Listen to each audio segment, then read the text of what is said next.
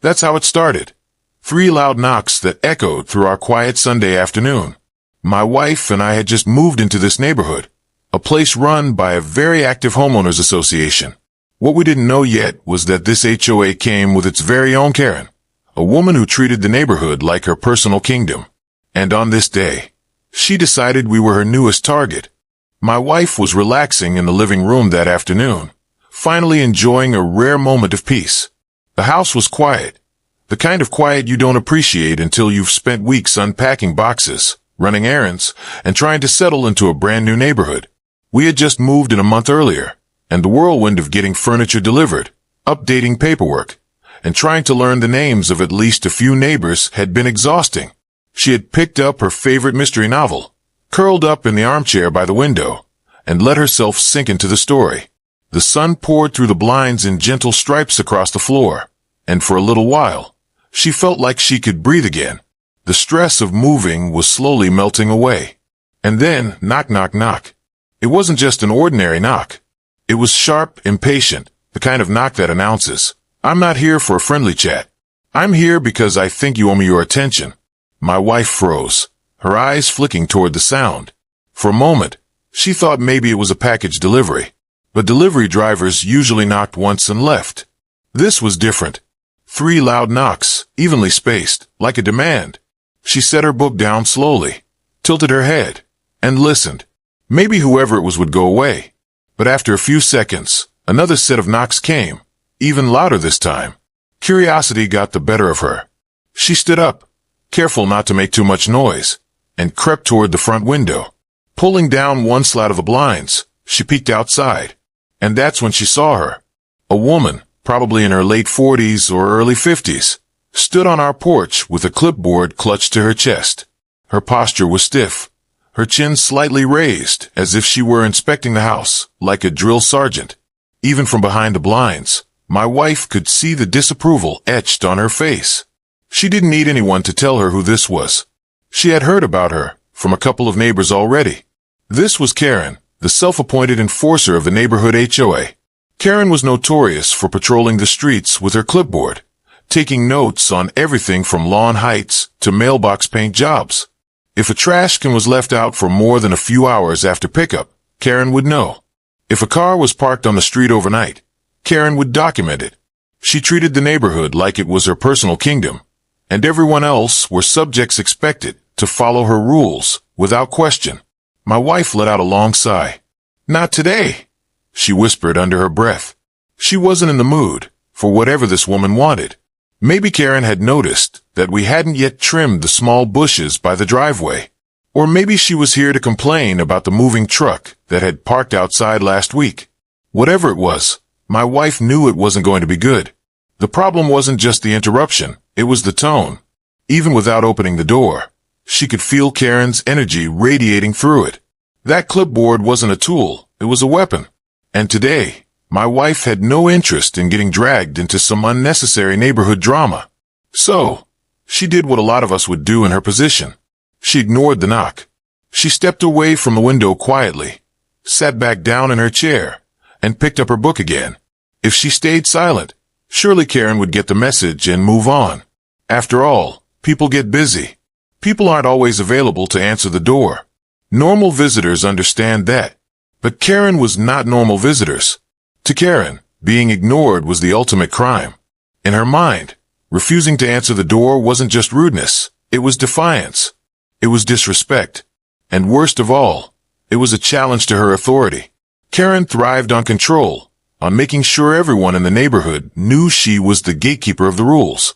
To be ignored was, in her view, the same as someone standing up and saying, "You don't matter. You're not in charge of me." And Karen could not stand that. She shifted on the porch, tapping her pen against the clipboard, her lips pressed into a thin line. She knocked again, this time adding her voice. "Hello? HOA here. You're required to answer when an HOA representative comes to the door." Inside, my wife rolled her eyes. Required? There was no law that said she had to drop everything and answer the door just because a neighbor decided it was important. Still, she stayed silent. She wasn't going to reward Karen's pushiness with attention. Karen waited. 30 seconds ticked by. Then she huffed loudly, muttering something under her breath. She scribbled a few notes on her clipboard, glanced around the yard like she was searching for violations, and finally stomped off the porch. For a moment, peace returned. My wife let out the breath she had been holding, relieved it was over. She even chuckled a little, shaking her head. Some people really need hobbies, she thought. She figured Karen would go back to her house, maybe complain to her husband, and then move on to bother someone else. But what my wife didn't realize was that, to Karen, the situation was far from over. In Karen's world, being ignored was the same as waving a red flag in front of a bull. She wasn't going to let it slide. She wasn't going to chalk it up to someone being busy or tired. No, she decided this was a direct challenge, and she wasn't about to lose face in front of the neighborhood she believed she ruled. So as my wife returned to her book, trying to reclaim her quiet afternoon, Karen was already plotting her next move. And her plan would soon turn a small act of ignoring the door into a full-blown neighborhood spectacle, one that would involve flashing police lights, public embarrassment, and a reveal that would leave her stunned. But in that moment, all my wife knew was this. Sometimes the best way to deal with unnecessary drama is to simply stay quiet and let the storm pass. She had no idea that this storm was only beginning to form. After waiting about 30 seconds in silence, the tapping of Karen's foot became almost audible through the door. She wasn't the type to accept being ignored gracefully. In her mind, the neighborhood ran on her schedule, her rules, and her authority. Then it happened. She raised her voice, sharp and piercing, the kind of tone that made it sound less like a question and more like an accusation. "Hello. This is your HOA representative. You can't just ignore me." Her words carried across the street, bouncing off parked cars, and echoing into the ears of neighbors who had already learned to recognize the unmistakable voice of Karen on a mission. Curtains twitched. A few blinds shifted. People peeked out of their windows, not daring to intervene, but curious enough to witness yet another one of Karen's spectacles. Inside the house, my wife sat perfectly still, book still in her lap, though she wasn't reading anymore. She stared toward the front door, half expecting it to burst open from the force of Karen's self-importance. A smirk tugged at her lips. Was this woman serious? Did she really think people were legally obligated to drop everything and answer her? But my wife wasn't about to give her the satisfaction. She turned her attention back to her book, flipping the page slowly, deliberately. If Karen wanted a reaction, she wasn't going to get it. And that choice, to stay silent, was like pouring gasoline on a fire. On the porch, Karen puffed up her chest. She muttered loud enough for anyone within 30 feet to hear. "Unbelievable. Who does she think she is? Moving into this neighborhood and acting like the rules don't apply to her. Ignoring an HOA representative. The nerve." She scribbled something furiously on her clipboard, stabbing the pen down with each word as though she was writing citations for crimes against humanity. She took a dramatic glance at the flower beds, then the driveway, and even the mailbox. If she couldn't catch my wife at the door, maybe she'd catch her with an infraction somewhere else. Finally, with a stomp so exaggerated it rattled the porch boards, she turned on her heel and marched down the walkway. From the window, my wife exhaled, thinking it was over. She even chuckled to herself. That's that, she thought. Just another petty neighborhood encounter she could tell me about later when I got home. A silly story about the HOA queen who didn't like being ignored. But oh no, Karen wasn't the type to let go so easily. Because in Karen's mind, this wasn't just about a door left unanswered. It wasn't about a book being more important than her clipboard. No, this was a battle for dominance, a test of power. If she let one new resident brush her off, the whole system she had built in her head would collapse. Other neighbors might start thinking they could ignore her too. And that, to Karen, was unacceptable. So while my wife was turning another page, settling back into the calm of her story, Karen was already marching back toward her own house. Fury in her stride, determination etched into every line of her face. She pushed open her door, tossed the clipboard onto her kitchen counter, and reached for the phone. Her hand shook as she dialed, not from fear, but from self-righteous anger. This isn't just rudeness, she muttered to herself, pacing as the phone rang. This is suspicious. People don't ignore authority unless they're hiding something. What if she's up to something illegal? What if she's endangering the neighborhood? Karen, of course, had zero evidence of any wrongdoing. But in her mind, evidence wasn't necessary. Her feelings were the evidence.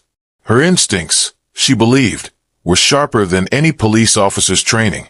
And right now, her instincts told her that the woman inside our house was guilty of something, if only of daring to make Karen feel small. When the line clicked and a dispatcher answered, Karen's voice shifted into dramatic performance mode. Yes, hello. I need to report some suspicious activity at one of the houses in my neighborhood. The new resident refuses to open the door when approached by HOA, refuses to cooperate, and is acting very strangely. I'm concerned for the safety of the community. She emphasized safety of the community, as though she were saving the world from imminent danger. She left out the part where suspicious activity really just meant reading a book and not answering the door. The dispatcher, used to fielding calls of every kind, asked for details. Karen happily provided them, her words dripping with exaggeration. Yes, she peeked through the blinds and then deliberately ignored me. Who does that unless they have something to hide? I'm telling you, something isn't right in that house. By the time she hung up, Karen was buzzing with adrenaline. She had done her civic duty, at least in her own eyes. Now it was only a matter of time before the flashing lights arrived, before uniformed officers knocked down the same door that had dared to stay closed to her. She pictured it all. The humiliation of the neighbor being questioned, maybe even arrested. And of course, she pictured herself standing nearby, arms crossed, the hero who had protected her neighborhood from a potential threat. Meanwhile, my wife had no idea what was coming. She thought the storm had passed. She thought Karen had given up and gone back to whatever corner of the neighborhood she usually haunted. She had no clue that the simple act of ignoring a knock on the door had just set off a chain of events that would bring squad cars into our quiet street and turn our living room into the center of neighborhood gossip. But Karen knew, and Karen couldn't wait. As she sat by her window, eyes glued to the street, tapping her nails against the glass, she muttered one last thing to herself. She thinks she can ignore me? We'll see about that. About 15 minutes later, the quiet rhythm of the afternoon was shattered. My wife, still in the living room, noticed a strange glow creeping along the walls, blue, then red, then blue again. She frowned, set her book aside, and walked toward the window. Flashing lights. For a moment, her stomach dropped. Usually, flashing lights meant something serious. A fire, a medical emergency, maybe even a car accident at the end of the street. She pulled the blinds just enough to see outside, bracing herself for bad news. But the patrol car wasn't at the end of the street. It wasn't across the road. It wasn't anywhere else. It was in our driveway. My wife blinked in disbelief. The lights reflected off the hood of our car, painting streaks of red and blue across the garage door. Two uniformed officers stepped out, adjusting their belts as they scanned the front yard. Her first thought was confusion. Why here? Did something happen nearby, and they just parked here by mistake? But no, it became clear quickly that this wasn't a mistake. The officers were walking directly toward our porch. One of them glanced down at a notepad, while the other scanned the windows of our house, as though searching for signs of life inside. And then, out of the corner of her eye, my wife spotted her. Karen, standing smugly on the sidewalk, arms crossed, chin tilted high, like a queen waiting for her royal guard to carry out her orders. The self-satisfaction radiating from her face said it all. This was her doing. My wife's jaw tightened. Oh no, she didn't. But yes, Karen absolutely did. Karen's emergency. Unbeknownst to my wife, the call had gone something like this. Hello, police. Yes, I need to report some suspicious behavior. The new resident in our neighborhood is refusing to open the door when approached by the HOA. She peeked out the blinds, saw me, and then deliberately ignored me. I have reason to believe she may be hiding illegal activity in her home. Illegal activity, because she didn't answer the door. Karen had inflated a harmless act into a neighborhood emergency. To her, ignoring the doorbell was practically a confession of guilt. And in Karen's world, her feelings were facts. The officers approach. The knock this time wasn't sharp and impatient like Karen's earlier attempt. It was official, heavy, the kind of knock that made the walls hum and carried an unspoken message. This is the police. Open up. Police department. Can you come to the door, please? My wife closed her eyes, collecting herself. She wasn't nervous, not in the way Karen wanted her to be. But she was annoyed. Annoyed that her quiet afternoon had escalated into a full-blown circus. Annoyed that Karen had dragged 2 officers away from real emergencies for this nonsense. She straightened her shoulders, walked to the door, and unlocked it. When she opened it, the officers immediately softened. Their eyes widened slightly in recognition, and they exchanged a quick glance. Because what Karen didn't know, what no one in the neighborhood knew yet, was that my wife wasn't just some suspicious neighbor. She was the brand new chief of police for the entire department. Karen smirked. From the sidewalk, Karen leaned forward eagerly, straining to hear. She couldn't see my wife clearly from her angle, but she imagined the scene perfectly. My wife fumbling, nervous, stammering out excuses as the officers demanded answers. Karen was practically glowing. Finally, she thought. Finally, this woman will learn she can't just brush me off. She pictured herself telling the HOA board later that evening, bragging about how she had taken swift action, how she had protected the neighborhood by reporting suspicious behavior. She even rehearsed the lines in her head. I just had a feeling something wasn't right. You can't be too careful these days. It's a good thing I trusted my instincts. But reality was about to slap her smug grin right off her face. The reveal. The officers nodded politely at my wife. One of them actually looked embarrassed. Chief, good afternoon. We received a call, but clearly this was a misunderstanding. Karen's smirk froze. From where she stood, she could barely hear, but the word chief echoed in her ears. Chief. She frowned, squinting. What do you mean, Chief? She called out, taking a few steps closer. That's when my wife reached calmly into her pocket, pulled out her badge, and held it up for both the officers and Karen to see. I'm the new chief of police for this department, she said firmly. And I'd like to know why there are patrol cars at my home because a neighbor couldn't handle being ignored. The silence that followed was deafening. Karen's backpedaling. Karen's face turned a shade of red, so deep it looked almost purple under the flashing lights. She stammered, waving her hands as if she could erase the last 10 minutes from existence. Well, I was just doing my job as HOA representative. You didn't answer the door, and that's suspicious, don't you think? What was I supposed to think? I thought maybe you were hiding something dangerous.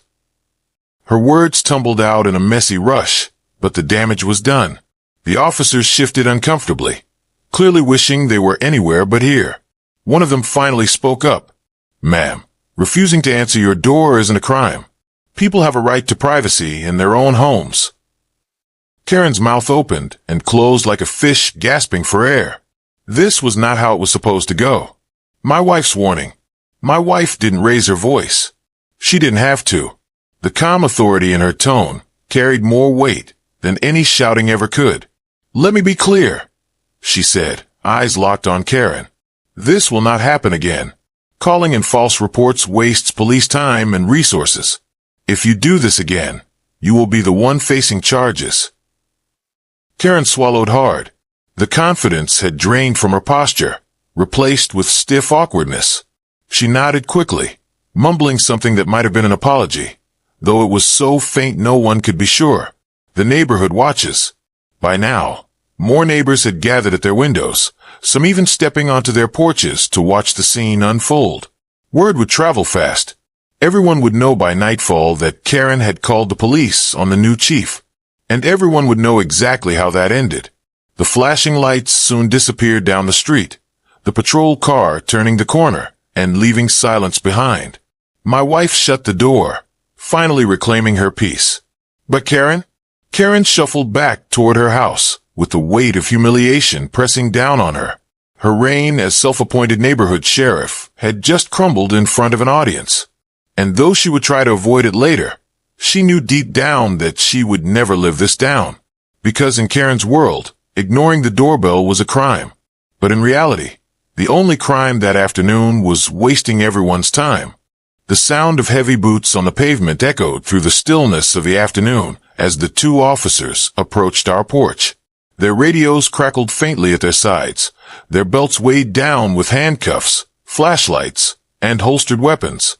The flashing red and blue lights from their cruiser washed across the neighborhood, turning the whole scene into a stage where every curious neighbor now had front row seats.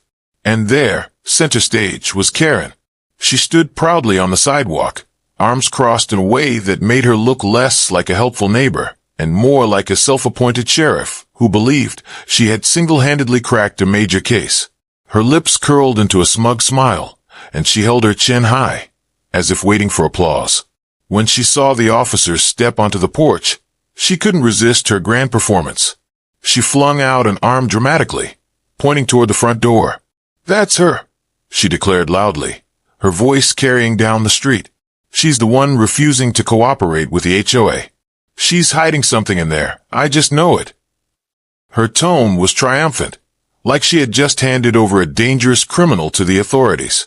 The neighbors watching from behind curtains and half-open blinds whispered among themselves. Some shook their heads, recognizing this as yet another one of Karen's overblown crusades. Others leaned in closer, curious to see if she might actually be onto something this time. After all, it wasn't every day police officers walked up to someone's house in broad daylight. The officers, however, weren't as impressed. They had heard this kind of exaggerated confidence before. Still, they were required to respond professionally, and so they turned their attention to the door. One officer rapped his knuckles firmly against the wood. It wasn't just a knock. It was the knock of authority, deliberate, commanding, the kind that made the walls reverberate. "Police department," he called out. "Please come to the door." Inside, my wife closed her book with calm precision, placed it on the side table, and stood up. She didn't rush, didn't panic, didn't even sigh. Her movements were steady, almost rehearsed, like someone who was used to dealing with tense situations. Because she was. She straightened her shirt, tucked a loose strand of hair behind her ear, and walked toward the door. Karen, outside, leaned forward eagerly, her eyes glinting with satisfaction. In her imagination, she could already see the outcome. The neighbor would open the door hesitantly, flustered and nervous. The officers would question her, maybe even search the house. And Karen, glorious, vindicated Karen, would stand by as the hero who saved her neighborhood from a hidden threat. But Karen's imagination was about to collide with reality in the most humiliating way. The door creaked open slowly. My wife stepped out, her posture confident, her expression composed. She looked the officers directly in the eyes and greeted them with a polite but professional smile. "Good afternoon, officers," she said, her voice even and calm. The change in the officers' demeanor was immediate. Recognition flashed across their faces. Their shoulders relaxed ever so slightly, and the stiffness in their posture softened. One officer's eyes widened before he quickly regained composure. The other gave a respectful nod, because they knew her. What Karen didn't know, what no one on the street knew, was that the woman she had just accused of hiding illegal activity was not just another neighbor. She wasn't some timid homeowner who would be intimidated by flashing lights and official knocks. She was the brand new chief of police for the town, their boss, the highest-ranking law enforcement officer in the area. The silence that followed the greeting was almost comical. For a split second, time seemed to pause. The officers glanced at each other, an unspoken conversation passing between them. One of them cleared his throat, clearly embarrassed. "Chief, good afternoon. We got a call." Karen's smug grin faltered. She tilted her head, squinting. "Chief? What do you mean, Chief?" Her voice had lost some of its confidence, replaced now with confusion. She took a few hesitant steps forward, trying to piece together the situation. My wife reached into her pocket, pulled out her badge, and held it up for both the officers and Karen to see. The silver shield gleamed in the sunlight, an undeniable symbol of authority. "I'm the new chief of police," she said calmly. "I started last month. Now, would one of you please explain why there's a patrol car in my driveway over a neighborly dispute?" Karen froze. Her arms, once crossed confidently, dropped awkwardly to her sides. Her jaw opened slightly, but no sound came out. Her entire body stiffened, as though someone had pressed pause on her performance. The neighbors watching from their windows couldn't hear every word, but they could see enough. They saw the badge. They saw the officer's respectful demeanor. And they saw Karen's face turn the color of overripe tomatoes. One of the officers gave a quick, apologetic look to my wife. "We received a report of suspicious activity," he said carefully, choosing his words. "We were told you were refusing to open the door and possibly hiding something." My wife raised an eyebrow. "Suspicious activity," she repeated, her tone flat. "For reading a book in my own living room?" The officer shifted uncomfortably. "Yes, Chief. Clearly this was an exaggeration." Karen snapped out of her stunned silence, flailing for words. Wait, I didn't know. I didn't know she was, how was I supposed to know she was the chief? I was just doing my duty as an HOA representative. She ignored me, and that's suspicious. Anyone would think the same. But no one agreed. Not the officers, not the neighbors peeking out their windows, and certainly not my wife. Karen had wanted a show. She got one, just not the one she had scripted in her head. My wife's calm authority. My wife didn't raise her voice. She didn't need to. The authority in her presence was enough. "Let me make something very clear," she said, her gaze fixed on Karen. "Choosing not to answer the door is not a crime. It is not suspicious. It is a basic right to privacy in one's own home. And calling the police over something like this wastes valuable resources that could be needed for actual emergencies." Her words were measured, but they hit harder than any shouting could. The officers nodded in agreement, clearly relieved that their chief had taken control of the situation. Karen's shoulders slumped. She stammered again, her earlier bravado gone. "I didn't mean to waste anyone's time. I just thought." "You thought wrong," my wife interrupted smoothly. "If this happens again, and you make another false report, you'll be facing consequences. Do I make myself clear?" Karen nodded rapidly, her face pale now instead of red. The scene's aftermath. The officers gave polite goodbyes, then returned to their cruiser. The lights flicked off. The hum of the engine faded, and the street returned to its normal quiet. But the neighborhood was forever changed. Because everyone watching had just seen the mighty Karen, the HOA enforcer, the clipboard queen, the self-proclaimed protector of the neighborhood, get shut down in front of the entire block by the very woman she tried to humiliate. And the irony couldn't have been sweeter. From that day forward, Karen no longer strutted through the streets with her clipboard like a queen on patrol. She no longer barked orders at neighbors about their trash cans or lawn heights. Because now she knew, everyone knew, that her power was an illusion, and that the one neighbor she had chosen to mess with was the one person she could never intimidate, the new chief of police. And Karen, she crossed the street every time she saw her. My wife's eyes flicked between the two officers as she stood calmly in the doorway. For a heartbeat, no one said a word. Then, like a light switching on, recognition spread across both their faces. The first officer's posture stiffened. His eyes widened, his mouth opened slightly, and he let out a stammer that broke the silence. "Chief, good afternoon." His partner shot him a quick glance, equally caught off guard. And then both officers straightened up like soldiers, suddenly realizing they were standing in front of their commanding officer. The shift in their body language was subtle but undeniable. Just a moment ago, they had been prepared to question a homeowner about a supposed suspicious incident. But now, confronted with the very person who signed off on their schedules, who sat at the top of their chain of command, they were scrambling to adjust. And just a few feet away, Karen's smirk crumbled like a sandcastle meeting a wave. "Chief," she repeated, her voice higher than before, laced with confusion. Her eyebrows pulled together in disbelief. "What do you mean, Chief?" She looked from one officer to the other, searching for answers, desperate for them to laugh and tell her it was all a misunderstanding. But the officers didn't laugh. They didn't smile. They stood respectfully, eyes on my wife, treating her with a deference that spoke volumes. My wife didn't raise her voice. She didn't need to. She simply reached into her pocket, pulled out her badge, and held it up. The silver emblem gleamed in the sunlight, catching the attention of even the nosy neighbors peeking through their curtains. "I'm the newly appointed police chief of this department," she said calmly, her words cutting through the heavy air. Then she tilted her head slightly, her eyes narrowing at Karen before turning back to the officers. "And I'd like to know why you're here harassing me at my own home." The silence that followed was suffocating. The entire neighborhood seemed to hold its breath. Even the birds in the trees had gone quiet, as though the world itself understood the weight of that moment. You could have heard a pin drop. Karen's face. Karen's mouth opened and closed like she was struggling to find words that didn't exist. The smugness she had carried like armor just minutes ago had shattered, leaving her exposed and flustered.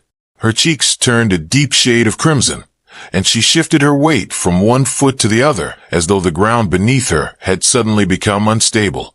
"Wait," she stammered, her voice cracking. You're the chief? You." Her tone was incredulous, almost offended, as though she couldn't fathom the idea that the woman she had just accused of hiding criminal activity was actually the highest-ranking officer in town. "Yes," my wife replied, her tone steady, unwavering. "And what I'd like to know is why you wasted these officers' time, and mine, with this nonsense."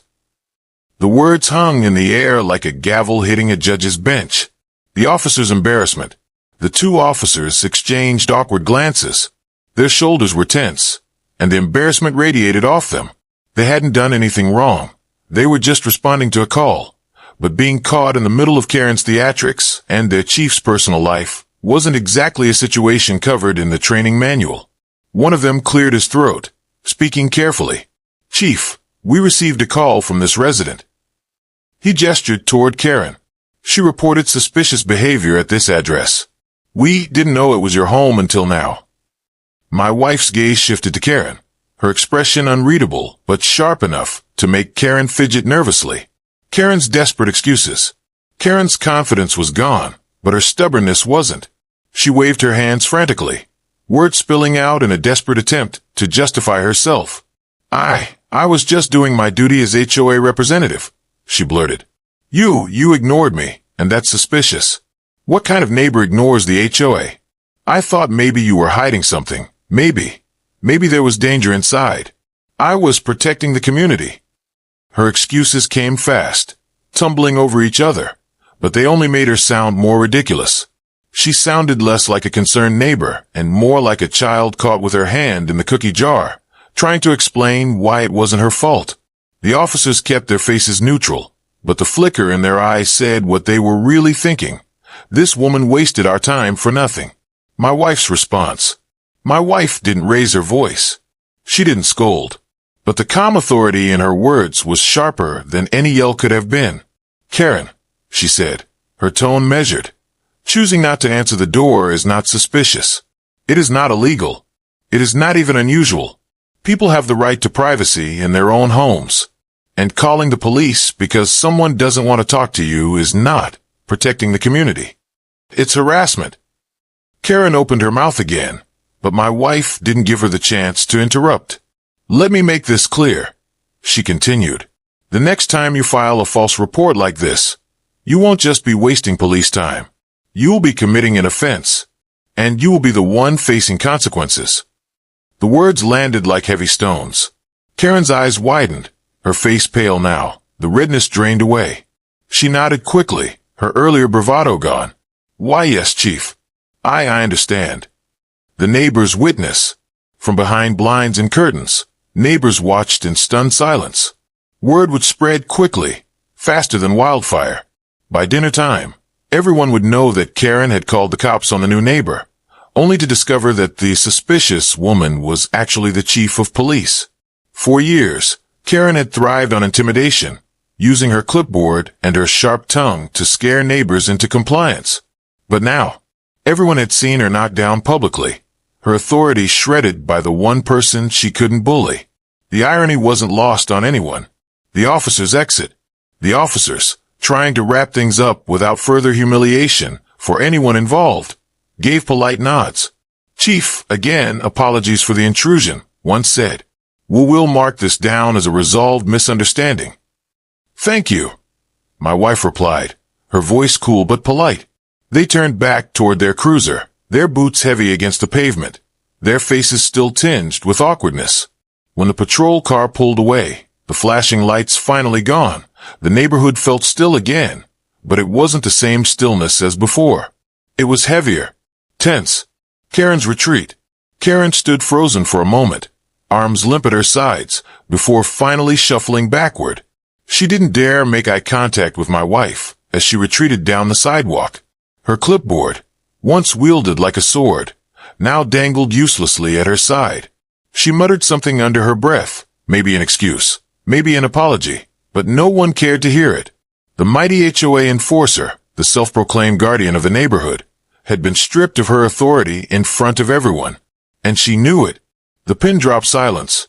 My wife lingered at the door for a moment, watching Karen retreat, then calmly shut it behind her. She leaned against the frame for just a second, letting the weight of the moment settle. Outside, the neighborhood remained still. Curtains slowly fell back into place. Doors clicked shut. Conversations whispered through walls. Inside, the silence was deafening, but in a different way now. Not the silence of tension, but the silence after a storm, when the air feels clearer, sharper, almost cleansed. Because sometimes, the loudest thing in the world isn't shouting. It's the silence that follows the truth. And in that silence, you really could have heard a pin drop. Karen's jaw nearly hit the ground. For a moment, she looked like someone had pulled the rug out from under her entire sense of power. Her lips quivered. Her eyes darted between the officers and my wife, and she scrambled to piece together words that might save her from the humiliation closing in. Well, I was just doing my duty as an HOA representative, she stammered, her voice wobbling between defiance and panic. She held her clipboard tighter, almost as if clutching it would somehow lend her credibility. She refused to answer me, and that's suspicious. I thought maybe she was hiding drugs or criminals inside. The words left her mouth in a rush, tumbling into the air like marbles scattered on a hardwood floor. They clattered, messy, unconvincing, impossible to pick up cleanly again. The officers' expressions shifted in unison. It wasn't anger. It wasn't even full disbelief. It was that subtle, unmistakable look people give when they're silently asking, "Are you serious right now?" One of them raised an eyebrow, his jaw tightening just slightly. The other let out a breath through his nose, the kind of half-sigh that spoke volumes, without saying a word. They had both been on the force long enough to know when someone was wasting their time. And this was wasting their time in bold letters. The taller officer leaned in toward my wife, keeping his voice low enough to be respectful, but loud enough for Karen to hear. "Sorry about this, Chief. We'll handle it." The words were simple, but they carried weight. They were an acknowledgement, not only of the absurdity of Karen's accusations, but also of the authority standing calmly in the doorway. My wife didn't need to lift a finger. The badge on her hip and the steadiness in her eyes spoke louder than Karen's frantic excuses ever could. Karen's escalation. But Karen, being Karen, didn't know when to stop. Instead of retreating gracefully, she doubled down. Her voice grew louder, more desperate. "No, you don't understand," she insisted, pointing dramatically at the house, as though she were revealing some grand conspiracy. "What kind of person peeks through the blinds and then refuses to open the door? That's shady. That's how criminals act. What if she was hiding something dangerous, and I just saved you from a disaster?" Her theatrics might have worked in a neighborhood gossip circle, where drama passed for fact. But here, under the scrutiny of two trained officers and the calm, unshaken presence of the police chief herself, her words collapsed like wet cardboard. The neighbors, still peeking from their windows and half-open doors, were hanging on every word. To them, Karen wasn't the queen of the HOA right now. She was the clown in the spotlight, performing a routine nobody wanted to see. The officer's patience wears thin. The shorter officer shifted his weight, his hand resting on his duty belt in the way officers do when they're trying to maintain composure. He spoke carefully, choosing his words like a surgeon choosing a scalpel. "Ma'am, refusing to answer the door isn't a crime. It isn't suspicious activity. People are allowed to ignore knocks if they choose." Karen whipped her head toward him, eyes bulging. But I'm the HOA. People can't ignore the HOA. The taller officer couldn't help it. His lips twitched as though fighting off a laugh. He quickly masked it with a cough, but the damage was done. Karen saw it. She turned beet red, fury and humiliation warring on her face. My wife steps in. Up until this point, my wife had simply observed, letting Karen dig herself deeper.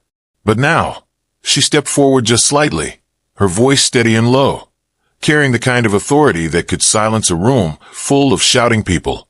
"Karen," she said, her eyes locked on the HOA warrior. "Let me explain this to you, so we're clear. Refusing to answer the door is not grounds for police involvement. It's not a violation of any law. It's not even unusual. People have the right to privacy in their own homes." Karen opened her mouth, but my wife held up a hand, stopping her cold. "And as for your accusation about drugs or criminals, that's not just unfounded. That's reckless. You don't throw around allegations like that because someone didn't want to talk to you. That's called filing a false report. And if you do it again, you'll find yourself in real legal trouble." Her words were precise, sharp, and calm. The kind of calm that carried more weight than shouting ever could. Karen's crumbling authority. For the first time, Karen seemed to realize she was outmatched. She blinked rapidly, her bravado crumbling. "I didn't mean it like that," she stammered. "I was just looking out for the community. That's all. That's my responsibility." The taller officer crossed his arms, his eyes narrowing just enough to show his patience was wearing thin. "Your responsibility, ma'am, doesn't include misusing emergency services. We're here for real threats, not for HOA disputes." Karen's mouth opened and closed again. She looked around desperately, as if hoping one of the neighbors would step outside and defend her. But nobody did. They just watched, silent witnesses to the downfall of the self-proclaimed neighborhood enforcer. The awkward silence. The silence that followed stretched longer than anyone wanted. The only sounds were the faint hum of the patrol car still idling at the curb and the rustle of leaves in the breeze. Karen's chest rose and fell quickly, her breathing uneven. She was caught, and she knew it. Her clipboard dangled at her side now, no longer a weapon of authority, but a dead weight. My wife broke the silence, her tone final. "This conversation is over. You're not to harass me in my own home again, and you will think twice before wasting police resources with your personal vendettas." Karen's retreat. Karen's shoulders sagged. She nodded stiffly, her lips pressed into a thin line. "Why, yes, Chief," she muttered, the title tasting sour in her mouth. She turned, her steps stiff and awkward as she shuffled back down the sidewalk. The mighty enforcer of HOA rules had been reduced to a defeated figure, retreating under the gaze of the very people she once lorded over. The neighbors watched in silence, their eyes wide. Some smirked behind their blinds. Others shook their heads. But no one offered her sympathy. The officers exit. The officers lingered just long enough to exchange a final glance with my wife. One of them gave a small nod of respect. "We'll make sure this is noted, Chief. And again, apologies for the trouble." My wife offered a polite smile, though her eyes were still sharp. "Thank you, officers. Drive safe." They turned and walked back to their cruiser, their boots crunching against the gravel. A moment later, the patrol car eased away, its flashing lights finally gone, leaving the street in an eerie quiet. The neighborhood buzz. As soon as the car disappeared, the street seemed to come alive again. Curtains fluttered shut. Doors clicked closed. Neighbors whispered behind fences. Within the hour, every household would know the story. Karen, the self-important HOA enforcer, had called the cops on the new neighbor, only to find out that the suspicious woman was none other than the police chief herself. And in that moment, Karen's reign of clipboard terror ended. My wife, staying professional but firm, looked the officer square in the eyes and spoke with a clarity that left no room for misunderstanding. "From now on," she said, her voice even and steady, "this woman is not to harass me or any other homeowner with false claims. If she makes another fake police report, she'll be the one facing charges." The words dropped heavy into the air, slicing through the tension like a blade. It wasn't a threat. It wasn't anger. It was fact. The kind of statement that carried the full weight of law behind it. The officers both nodded quickly, their expressions stiff, with a mixture of embarrassment and relief. They hadn't wanted to be dragged into this circus in the first place. It was obvious in the way they shifted their weight, in the way their eyes avoided Karen's frantic face. To them, this whole call had been a waste of time, the kind of nonsense they'd laugh about later at the station, but never while standing in front of their chief. "Understood, Chief," the taller officer said, his voice respectful. His partner echoed the sentiment with a brisk nod, adding, "We'll document this as a false report and make a note for future calls." Meanwhile, Karen stood frozen on the sidewalk, her entire body locked in place, like a statue crumbling under its own weight. Her face had gone from pale to pink, then to a deep, blotchy red that crept down her neck. She looked like a balloon about to pop. This was supposed to be her big moment of triumph. She had imagined herself standing tall, exposing some scandal, proving her worth as the protector of the neighborhood. She had pictured the police siding with her, maybe even applauding her vigilance. Instead, she had been stripped bare, exposed not as a hero, but as a busybody who tried to weaponize the police to boost her own ego. And worse, she had done it in front of an audience. The neighborhood watches. The street was eerily quiet, but the silence wasn't empty. Behind blinds, through slits in curtains, neighbors were glued to the unfolding drama. They might not have been standing outside, but make no mistake, they were watching. They saw the flashing lights, the uniformed officers, the way Karen had strutted proudly beside them at first. And now, they were seeing her deflate, humiliated by the very people she thought would back her up. Every movement, every word, every shade of red on Karen's face would become fuel for neighborhood gossip. By dinner time, half the block would know the story. By tomorrow, everyone would. Karen had built her reputation on being the neighborhood watchdog, loud, overbearing, and impossible to ignore. But in a single afternoon, she had destroyed it herself. Karen's weak excuses. But Karen wasn't one to give up without trying to claw back some dignity. Her voice trembled as she stammered out weak excuses, words tumbling over themselves like loose bricks. I didn't mean to cause trouble," she muttered, avoiding everyone's eyes. "I was just doing my job as HOA representative. You can't blame me for wanting to keep the neighborhood safe. I really thought something was wrong." Her words sounded pathetic even to her own ears. They carried none of the confidence she usually wielded, none of the superiority she so often flaunted. They were hollow, desperate, flimsy attempts to justify the unjustifiable. The officers didn't respond. They didn't need to. Their silence was louder than anything they could have said. And my wife, she simply looked at Karen with a calm expression that said more than words ever could. "You've lost. Completely." The officers closed the case. The taller officer cleared his throat, clearly eager to put this embarrassing call behind him. "Chief, we'll make sure this incident is logged appropriately. If there are any further issues, please let us know directly." My wife nodded, her tone cool but polite. "Thank you, officers. I trust you'll handle it." The shorter officer added, with a hint of weariness, "And ma'am," he glanced at Karen, "this sort of misuse of police resources won't be tolerated again. Do you understand?" Karen bobbed her head quickly, her lips pressed into a thin line. She looked less like the fearsome HOA warrior she fancied herself, and more like a scolded child who'd been caught lying to the teacher. "Yes," she mumbled, her voice barely above a whisper. "I understand." Karen's humiliation. As the officers turned and walked back toward their cruiser, Karen remained rooted to the sidewalk. She didn't storm off. She didn't argue. She didn't even lift her head. Her shoulders were hunched, her posture defeated. The once dominant figure, who had marched around the neighborhood with a clipboard and a permanent scowl, was now a shadow of herself. Her greatest weapon, intimidation, had backfired spectacularly, and the humiliation was amplified by the knowledge that her downfall wasn't private. It wasn't a secret mistake she could bury. It was public, messy, unforgettable. Everyone had seen the flashing lights. Everyone had heard the raised voices. Everyone would hear about the chief of police shutting Karen down. The quiet after the storm.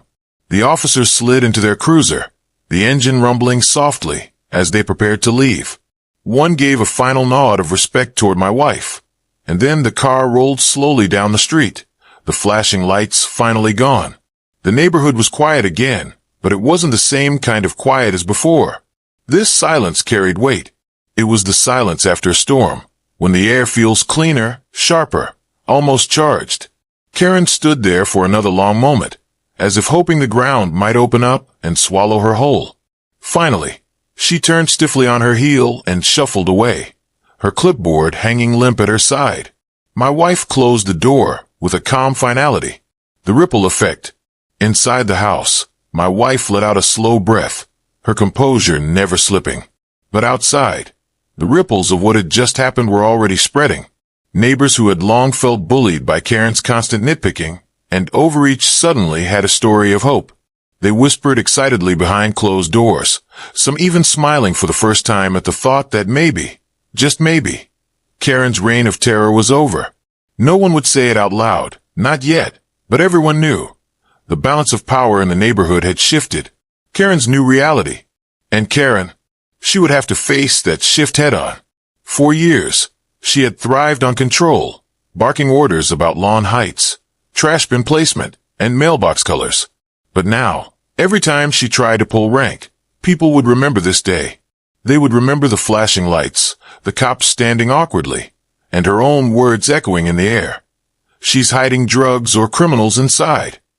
Her authority was gone, and she knew it. The final lesson. As for my wife, she didn't gloat. She didn't brag. She didn't need to. Her words, spoken firmly and professionally, had done all the work. From now on, this woman is not to harass me, or any other homeowner, with false claims. If she makes another fake police report, she'll be the one facing charges. It was more than a warning. It was a line drawn in stone. And in that moment, Karen realized the harsh truth. She could no longer use intimidation, the HOA, or even the police as her weapon. She had tried to play a game she didn't understand, and she had lost spectacularly. Word spread through the neighborhood faster than wildfire. By the end of the same evening, the story was already circulating in whispers behind fences and muttered conversations over hedges. By the next morning, it was official gossip. Everyone knew. Karen had called the cops on the new neighbor. Karen had accused that neighbor of hiding drugs and criminals. And the neighbor? Well, she turned out to be the brand new chief of police. It was the kind of story people didn't just repeat once. No, they retold it with flair, adding little dramatic pauses, hand gestures, and knowing looks. It became the kind of tale neighbors chuckled about while mowing their lawns or whispered while standing in line at the community coffee shop. Karen's big performance had been public, and so was her downfall. The HOA takes action. For years, Karen had been the self-proclaimed enforcer of the HOA rules. Technically, she didn't even hold an official leadership role. She was just one of several committee members. But because she was the loudest, the pushiest, and the most persistent, she had managed to crown herself queen of compliance. Clipboard in hand, she went around nitpicking. Your trash cans are out a day early. Your grass is half an inch too tall. That mailbox paint isn't regulation beige. Most people tolerated her because it was easier than fighting back. Others rolled their eyes and muttered under their breath. But no one had truly challenged her until my wife. So when the story broke, the HOA board had no choice but to address it. At the very next meeting, which of course everyone attended just to see what would happen, the issue was raised. Karen tried to defend herself, insisting she had acted in good faith. She claimed she was protecting the community. She even waved her clipboard like a flag, as though it gave her legitimacy. But the board wasn't buying it. Neither were the homeowners, who had been on the receiving end of her harassment for years. One by one, people spoke up. She reported me for having a flower pot on my porch. She called my teenage son suspicious for wearing a hoodie. She's been harassing us nonstop about our fence color. Suddenly, all the little grievances that had simmered quietly over the years boiled to the surface. Karen was outnumbered, outvoiced, out of excuses. In the end, the HOA had no choice but to remove her from her so-called enforcement duties. Her clipboard was stripped of its power. Her reign was over. A quieter life. As for us, life in the neighborhood became much, much quieter. Gone were the constant knocks at the door. The passive-aggressive letters slipped under the welcome mat. The sharp voice barking about violations. For the first time, We could relax in our own home without worrying about an HOA crusader pounding on the door with a list of petty grievances. The difference was immediate. The street itself felt calmer, lighter. People who used to keep to themselves started waving when we walked by. Families lingered outside longer. Kids played in the yards without fear of being scolded for being too loud. And the neighborhood suddenly felt normal. And here's the thing. People started coming up to us, at the mailbox, at the park, even during evening walks, just to say thank you. The gratitude of neighbors. One older gentleman, who had lived on the street for decades, shook my wife's hand and said, "You don't know how long we've been waiting for someone to finally stand up to her. Bless you." A young mom told us, "She used to yell at my kids for riding scooters too close to the sidewalk. I was too scared to speak up, but thank you for what you did." Another family admitted they had once thought about moving away because of Karen's harassment. But now, they said with relief, we're actually happy to stay. It turned out we weren't the first family she had harassed. Not by a long shot. We were just the first to finally put her in her place. And that made my wife something of a quiet hero in the neighborhood. Karen's new behavior. And what about Karen? Well, the transformation was almost comical. The once loud, once proud neighborhood tyrant had been reduced to silence. Whenever she saw my wife now, she didn't strut over with her clipboard. She didn't wave her finger or start barking about rules. Instead, she crossed the street, literally. If my wife was walking down the sidewalk, Karen would suddenly need to cross over to the other side, her eyes fixed on the ground, her pace quickening as though proximity alone might burn her. No more knocking. No more yelling. No more fake reports. Just silence. The ripple effect on the neighborhood. Her silence wasn't just a relief to us. It was a relief to everyone. The neighborhood began to heal in small, subtle ways. People who had once avoided hosting barbecues or block parties for fear of Karen's complaints started inviting neighbors over again. Conversations lasted longer at the mailbox. The air felt freer, lighter. And though nobody said it outright, everyone knew the reason. Karen had finally been dethroned. Karen's reputation. Of course, Karen still lived in the neighborhood. But her reputation? That was in tatters. She could no longer bark orders without people smirking behind her back. She could no longer strut down the street with her clipboard without someone whispering, "Careful, or she'll call the cops on you." Her attempts to reassert authority fell flat. Nobody respected her anymore. Nobody feared her anymore. And the few who had once supported her quickly distanced themselves.